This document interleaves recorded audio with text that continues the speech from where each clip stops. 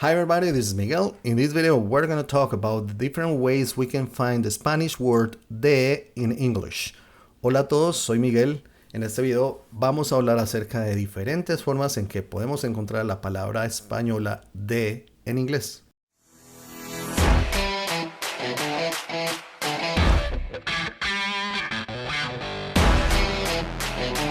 En otros videos ya hemos hablado acerca de las diferencias que existen entre español e inglés debido a que son idiomas que básicamente no comparten la raíz, tienen muchas diferencias fonéticas y estructurales desde el punto de vista gramatical, de pensamiento desde el punto de vista cultural, así que nos vamos a encontrar a veces en aprietos cuando queremos hacer traducciones que inicialmente las formamos literalmente, pero que realmente no tienen sentido cuando queremos decirlas en inglés. Uno de estos problemas que nos topamos y que yo he visto algunas veces en mi experiencia como profesor es cuando queremos poner la palabra de en un contexto en inglés. Entonces, para este video de hoy he querido traer estos 6 ejemplos. Vemos que tenemos una frase que dice tienda de libros. Otra frase que dice casa de mis padres. Otra frase que dice vengo de la casa. Bueno, de la casa. Otra que dice de lunes a viernes. Otra que dice después de almuerzo. Y otra que dice antes de la reunión. Entonces, si vemos, en todas estas frases encontramos la palabra de. Y nosotros, al principio, intuitivamente, cuando estamos aprendiendo inglés, podríamos pensar que en todas es válido colocar el of, porque of significa de. Entonces, nosotros podríamos pensar que tienda de libros, pues simplemente le escribimos como store, tienda de libros. Store of books. Y ya quedó. Podemos pensar que casa de mis padres sería house of my parents. Casa de mis padres. Yo puedo decir que vengo de la casa, por decir I come of the house.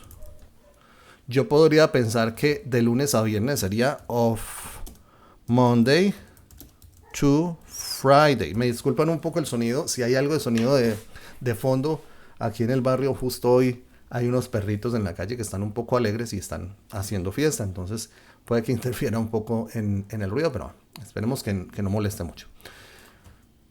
Si queremos decir después del almuerzo, podemos decir after of the lunch. Y si queremos decir antes de la reunión, podríamos pensar en before of the meeting. Y vamos a ver si caen todos acá. Listo, aquí caen. Es más, hagámoslos un pelito más pequeños. Listo. Yo creo que aquí los podemos ver todos, ¿cierto? Listo, perfecto. Y pues yo puedo pensar, listo, ya quedó todo, yo ya lo he traducido perfectamente, pero no es así, no ocurre así.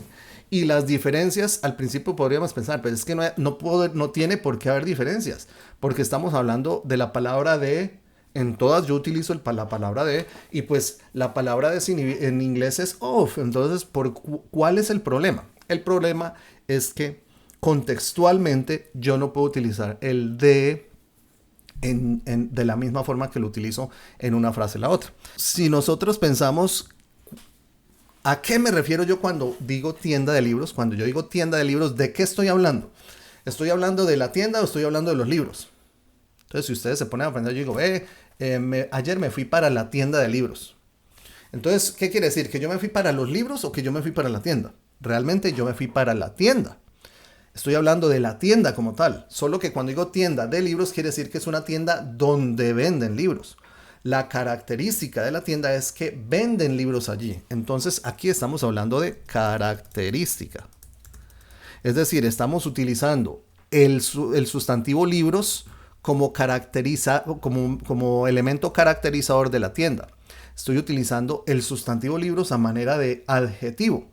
Y para ello me apoyo con la palabra de, porque estoy diciendo de qué es la tienda, de qué función tiene o para qué sirve la tienda. Pues es una tienda en la que su función es vender libros, sirve para conseguir libros allí. Entonces eso es una característica de función. Estamos hablando aquí en tienda de libros en esta frase. Cuando hablo de casa de mis padres, estoy hablando que la casa pertenece a mis padres, la casa es de mis padres, con lo cual aquí yo estoy hablando de pertenencia, estoy utilizando un de cuya característica es implicar la pertenencia, está implicando que este objeto pertenece a mis padres, es la casa de mis padres, mientras que en esta frase yo no puedo pensar que la tienda pertenece a los libros, no, para nosotros no tiene sentido. Es curioso porque es una palabra que nosotros hemos utilizado mucho, esa palabra de, y la hemos utilizado en todos estos contextos, pero rara vez nos sentamos a pensar por qué esas diferencias. En este momento estamos siendo conscientes de ello. Y esto es con la finalidad de entender por qué en inglés no puedo hacerlo igual. Es básicamente eso. Entonces, si ustedes ven acá, simplemente esto es una característica que es pertenencia. Cuando aquí yo digo vengo de la casa, quiere decir que vengo desde casa. Salí de la casa y me vine hacia aquí. Es decir, estoy hablando aquí de una procedencia. Aquí estoy hablando un de procedencia. Con lo cual aquí yo no, si yo diría, bueno, entonces este es de procedencia, es decir, mis padres vienen de la casa. No, tampoco es válido. Entonces podría pensar que el vengo pertenece a la casa. Eso no tiene nada de sentido. Entonces nosotros contextualmente entendemos qué significa cada cosa y aquí ya nos empezamos a dar cuenta que este uso del de aquí no es el mismo uso del de en esta frase y tampoco es el mismo uso del de en esta frase. Y cuando decimos de lunes a viernes estoy hablando acerca de un entorno, de un contexto temporal. Estoy diciendo algo que empieza en un momento y termina en otro. Empieza desde allá hacia acá. Entonces aquí estoy hablando de un entorno temporal. De un rango temporal, pongámoslo así, un rango temporal. Después de almuerzo. Aquí estoy hablando de una secuencia temporal, porque yo estoy diciendo, después de almuerzo nos vemos. ¿Qué quiere decir? Que primero almuerzo en el tiempo y después en su secuencia temporal lógica nos vemos. Entonces cuando yo utilizo el después, estoy hablando acerca de un concepto de secuencia temporal. Y lo mismo cuando yo digo antes de la reunión, porque estoy diciendo, necesito que te prepares antes de la reunión. ¿Qué quiere decir? La reunión está acá y antes de que ocurra la reunión necesito que te prepares. En una secuencia temporal necesito que te prepares. Entonces, si vemos, hemos tenido acá 6 ejemplos, 1, 2, 3, 4, 5, 6 de frases que en español estamos utilizando la misma palabra de y que nos veríamos tentados a ponerla en inglés con la palabra of, pero no lo podemos hacer debido a que son contextos diferentes. He repetido adrede estos dos porque aquí hay un elemento adicional. Para tener en cuenta.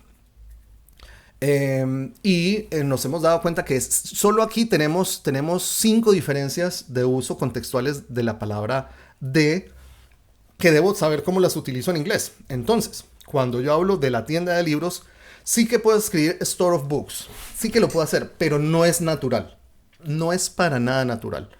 Cuando yo me veo en este tipo de frases en los que yo estoy utilizando un sustantivo como característica de otro sustantivo, es decir, estoy utilizando un sustantivo como adjetivo, yo tengo que utilizar ese sustantivo como adjetivo. Entonces, en vez de decir store of books, tengo que decir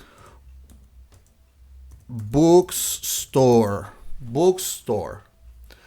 tienda de libros, o que muchas veces lo vemos como un bookstore. Lo podemos ver de las dos formas, bookstore o bookstore, y aquí yo estoy implicando que es una tienda de libros. Entonces, una frase similar aquí podría ser caña de pescar. Cuando yo digo caña de pescar,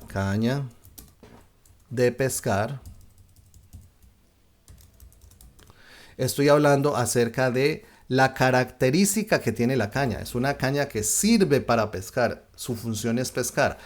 Y aquí yo puedo utilizar fishing, en vez de rod of fishing, fishing rod. Esto sería como colocar rod of fishing, caña de pesca, pero que realmente la palabra tendría que ser fishing rod.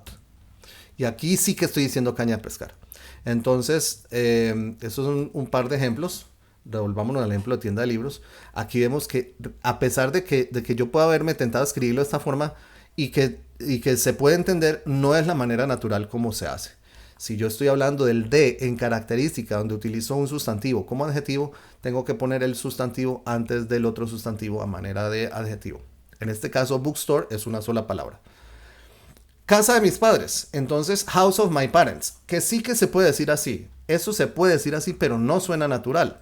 En inglés yo tengo que utilizar el genitivo sajón o el enclítico posesivo se llama, con lo cual yo tengo que utilizar my parents house, my parents house, my parents house.